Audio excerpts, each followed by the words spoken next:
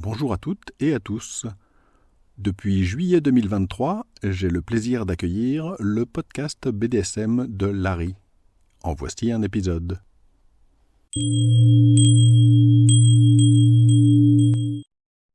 Bonjour et bienvenue sur le podcast BDSM de Larry. Je suis Larry. Ceci est le 8e épisode. Dans cet épisode, je vais vous expliquer comment démarrer le BDSM en utilisant les bandeaux. Alors cet épisode va en fait être une partie d'une série plus générale dans laquelle je vais parler de différents angles par lesquels vous pouvez amener le BDSM dans votre relation, puisque ça, c'est une des questions qui est très souvent posée. Je vais en parler tout à l'heure. Première partie, le problème de fond.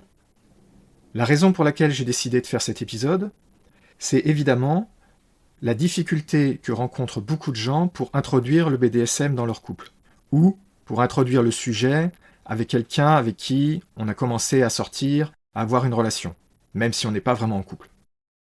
J'ai pas vraiment besoin de vous rappeler que le BDSM, ça reste un sujet tabou, mal vu, même chez les gens chez qui c'est pas totalement tabou, c'est à peu près toujours mal compris, même parmi les gens qui en font.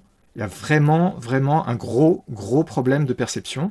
C'est déjà assez difficile comme ça de discuter de sexe en général, de sexualité avec quelqu'un, surtout évidemment quand c'est quelqu'un qu'on vient de rencontrer, ça rend les choses encore plus difficiles, mais même dans les couples établis, même avec les gens qui vivent ensemble, je pense pas que j'ai besoin de vous faire un dessin pour vous expliquer qu'il y a vraiment souvent, trop souvent, des problèmes, des difficultés, des gros soucis de communication en fait.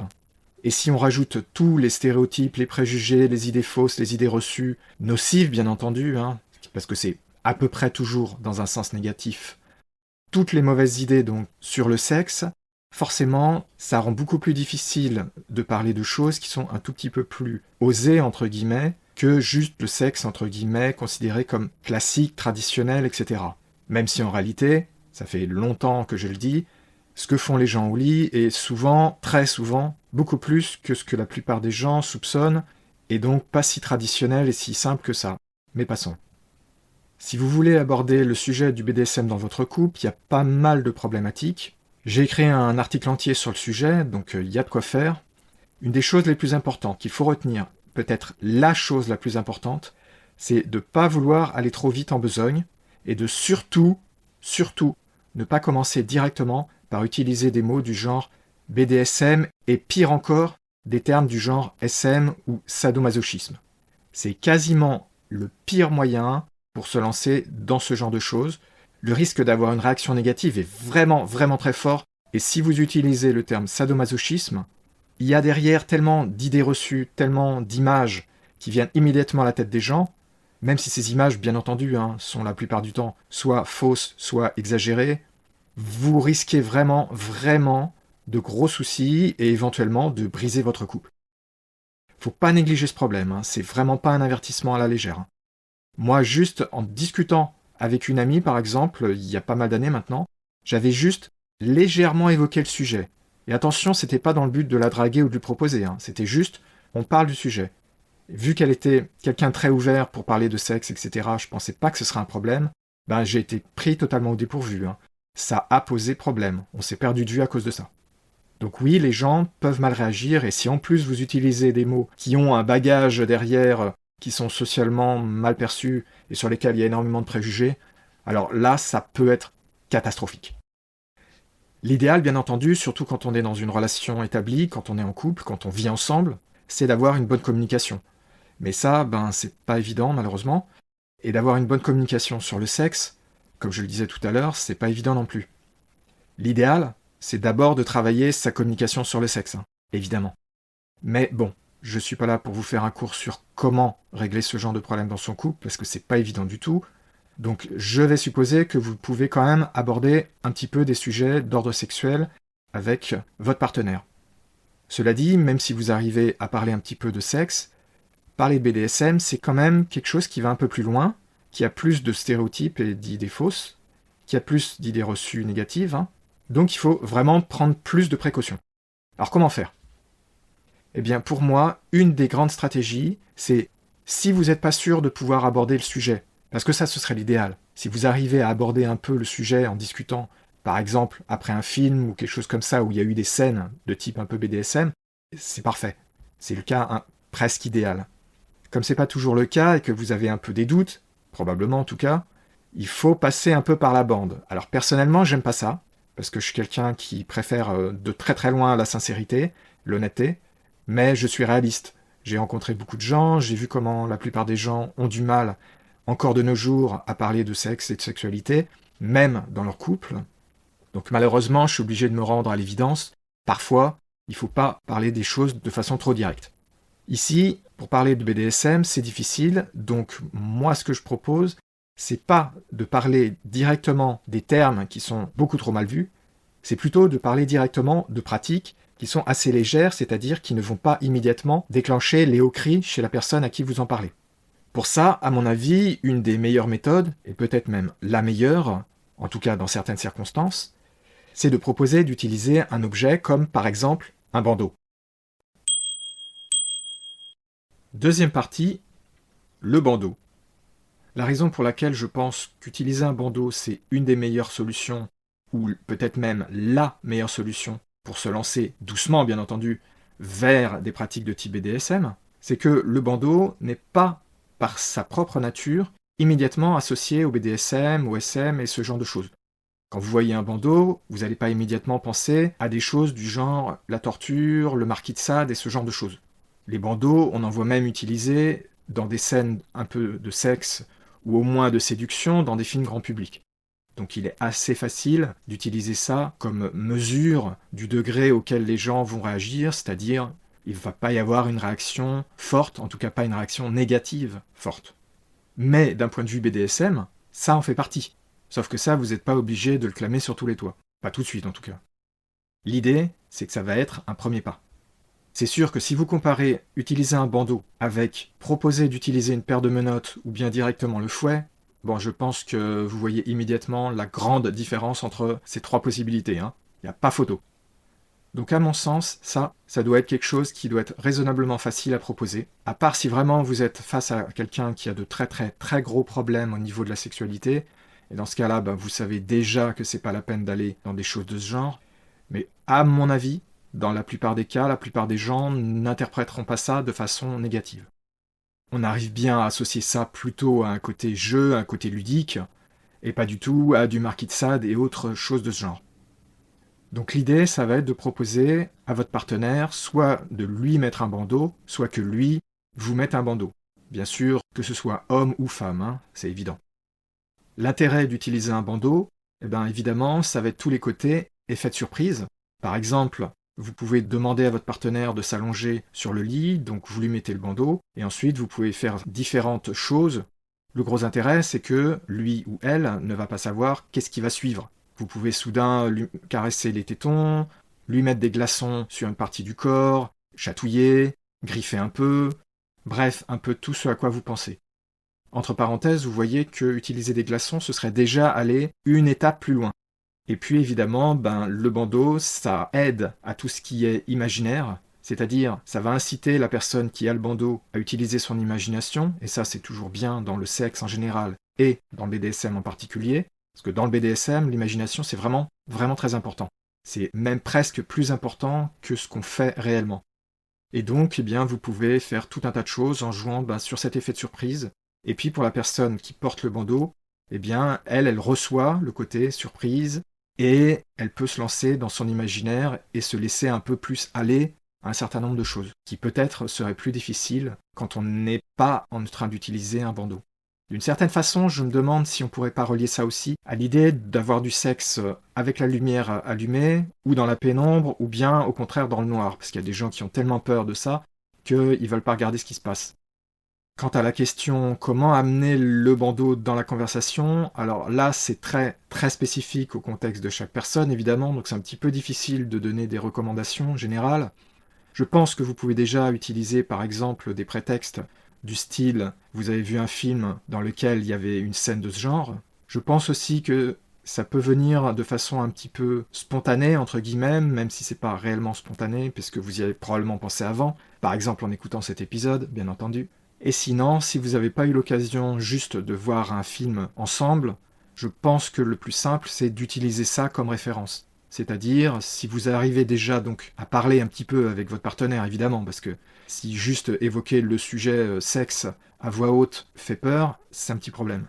Mais si vous arrivez à en parler un petit peu, ben vous pouvez dire, par exemple, que vous avez vu tel ou tel film et que vous vous êtes dit « Ah bah tiens, ce serait sympa d'essayer ça ». Ce serait pas très différent de, par exemple, tenter d'utiliser des glaçons, qui sont aussi un grand classique, mais je pense que le bandeau, c'est encore mieux pour le côté BDSM. Donc voilà, ma solution, ou du moins une des grandes solutions que je propose, que je suggère, c'est d'essayer d'utiliser cet artifice pour commencer à faire un premier pas dans une direction, potentiellement, d'activité BDSM un peu plus intense, si les choses se passent bien, évidemment, avec le bandeau. Gros avantage, c'est qu'au moins, si avec le bandeau, déjà, vous avez eu des problèmes et que la personne avec qui vous le faites, elle aime pas, que ce soit elle qui porte le bandeau ou que ce soit vous qui le portiez, bien entendu. Si déjà avec ça, il y a un problème, c'est pas la peine d'essayer d'aller plus loin, évidemment, malheureusement. Donc là, vous devez aller dans de toute autre démarche, peut-être aller consulter des sexologues, ce genre de choses. Là, malheureusement, c'est pas évident à résoudre. Il y a quand même beaucoup de gens qui sont intéressés par des pratiques de type BDSM, ça fait des années que je le dis, que je l'explique. Donc vous avez quand même une assez bonne chance, je pense, que votre partenaire soit intéressé ou intéressée. Par contre, pour savoir si ensuite ça vous permettra réellement d'aller plus loin ou même beaucoup plus loin, ça c'est une autre paire de manches. Et c'est vraiment pas évident de répondre ou de faire des prédictions. De toute façon, faut bien essayer parce que on peut pas savoir avant d'avoir essayé, pas vrai? Troisième partie, quoi utiliser pour tenir lieu de bandeau? Alors il y a pas mal de possibilités, bien entendu. Vous n'avez pas besoin d'aller en sex shop acheter quelque chose de spécial, même si c'est possible. La chose la plus facile à faire, c'est d'utiliser évidemment des objets de tous les jours. Typiquement, un petit foulard léger par exemple. Vous pouvez certainement trouver dans vos affaires des choses qui peuvent être utilisées de cette façon-là. Tout le monde en a quelque part chez soi. Une deuxième possibilité intéressante, c'est si vous avez des bandeaux de transport. Vous savez, le genre de choses qu'on met pour pouvoir dormir dans, par exemple, le train ou l'avion. C'est très répandu, donc si vous en avez chez vous, ça peut être sympa à utiliser. Et puis, ça fait un vrai bandeau, sans avoir besoin d'acheter quelque chose en sex shop, et ça ressemble très fort. Après, évidemment, vous pouvez aller en sex shop. Alors, un bandeau de base, ça coûte pas cher. Vous pouvez en trouver à quelques euros. C'est très basique, c'est pas de la très bonne qualité, faut pas s'attendre à des miracles. Mais ça se trouve, des petits trucs légers, typiquement noirs ou rouges, plutôt noirs. Très léger, c'est un peu de la cochonnerie, ne nous le cachons pas. Mais pour ce prix, c'est pas très grave, et pour un premier essai, c'est pas important. Il en existe de plus sophistiqués, mais là par contre, je recommande pas du tout d'acheter quelque chose de sophistiqué. Parce que là, ça fait un petit peu trop, je pousse vers des BDSM, je pousse vers des choses un peu plus avancées. À mon avis, il y a quand même un petit risque là que ce soit mal vu parce que c'est trop sophistiqué. C'est un peu le même problème avec les menottes. Il y a une grande différence entre des petites menottes simples et les grosses menottes utilisées par les gens qui sont à fond dedans. Moi, je ne recommande surtout pas d'utiliser les grosses menottes des pros entre guillemets dès le départ. Là, c'est pareil. Vaut mieux se contenter de quelque chose de simple, au moins pour les premières fois. Et après, si ça vous plaît, rien n'empêche d'acheter des choses plus sympas. Et la dernière solution, évidemment, c'est de le faire soi-même. Alors ça, c'est possible si vous avez un petit peu de tissu chez vous, si vous faites un petit peu de couture, ce genre de choses. Vous pouvez récupérer assez facilement quelques bouts de tissu et puis les bricoler, soit avec une aiguille tout simplement, soit si vous avez une machine à coudre, avec une machine à coudre. Moi, j'en ai fait, je m'en suis fait, des bandeaux maison. Certains sont assez simples, certains sont un peu plus sophistiqués. Ça demande un tout petit peu de travail, donc là, il faut avoir un tout petit peu de connaissances en couture, évidemment, mais c'est minimal. Et puis, à la limite, il suffit de n'importe quel bout de tissu qui soit un petit peu en longueur, que vous repliez sur lui-même pour avoir la bonne hauteur. Faut pas que ce soit trop large quand même. Et ça devrait faire l'affaire. Donc vous voyez, ça doit pas être trop difficile de vous procurer le matériel nécessaire. Franchement, le plus simple, c'est d'utiliser soit le bout de tissu qui traîne, dont je viens de parler à l'instant, et que vous repliez, vous n'avez même pas besoin de le coudre, soit le foulard, qui est, à mon sens, probablement un des plus grands classiques, en fait. Mais ce que je veux dire, c'est trouver de préférence quelque chose de simple chez vous, c'est vraiment le mieux, c'est ce qui fera le moins peur, c'est ce qui sera le moins problématique. L'improvisation, ça a du bon.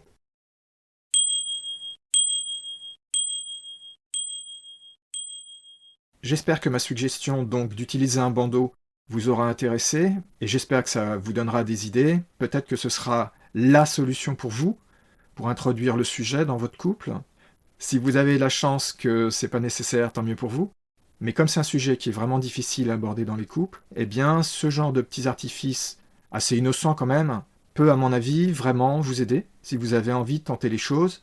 Et au moins, vous n'aurez pas le risque de parler de choses un petit peu trop intenses qui pourraient immédiatement faire peur à la personne en face, vous faire traiter de pervers, perverse, de malade mental, etc. Avec un bandeau, je pense pas vraiment qu'il y ait un grand risque, même si, au pire, la personne à qui vous en parlez est pas intéressée, je pense pas qu'il y ait un trop grand risque que ça dégénère. Et je pense pas qu'il y ait un risque, si vous êtes en couple, que ça brise votre relation. Ça me paraît vraiment... Ou alors si ça arrivait, ce serait que de toute façon vous aviez vraiment de très gros problèmes de fond, mais je pense pas que ça puisse arriver. J'espère que cette petite technique, cette petite astuce vous sera utile et qu'elle vous permettra éventuellement donc d'introduire un petit peu de BDSM dans votre couple, si ce n'était pas déjà le cas bien entendu. En tout cas, je vous souhaite bon courage et j'espère que ça marchera. Merci d'avoir écouté cet épisode, j'espère que le sujet vous aura intéressé.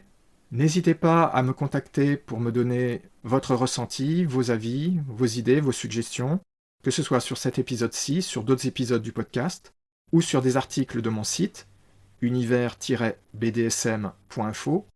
Vous pouvez me contacter à partir du formulaire de contact sur mon site, dans la rubrique « Contact », évidemment. Ce formulaire permet d'envoyer un message en étant anonyme si vous le désirez. Et sinon, sur la page Contact, vous avez mon adresse email si vous voulez m'envoyer un message en direct. Ou bien vous pouvez trouver mes coordonnées et mon adresse email sur le site du podcast, à l'adresse podcast.univers-bdsm.info. Surtout n'hésitez pas, je tiens compte de tout ce qu'on me dit, dans la mesure du raisonnable, bien entendu. Et tout ce que vous pourrez me dire, tous les retours que vous pourrez me faire, me sont vraiment très utiles. Donc n'hésitez pas, ça prendra que quelques minutes de votre temps, mais moi, ça m'aidera vraiment beaucoup. Et ça aide aussi beaucoup toutes les personnes qui viennent voir mon site ou écouter mes podcasts. Merci de votre attention, et je vous dis à bientôt pour de nouveaux épisodes sur le podcast BDSM de Larry.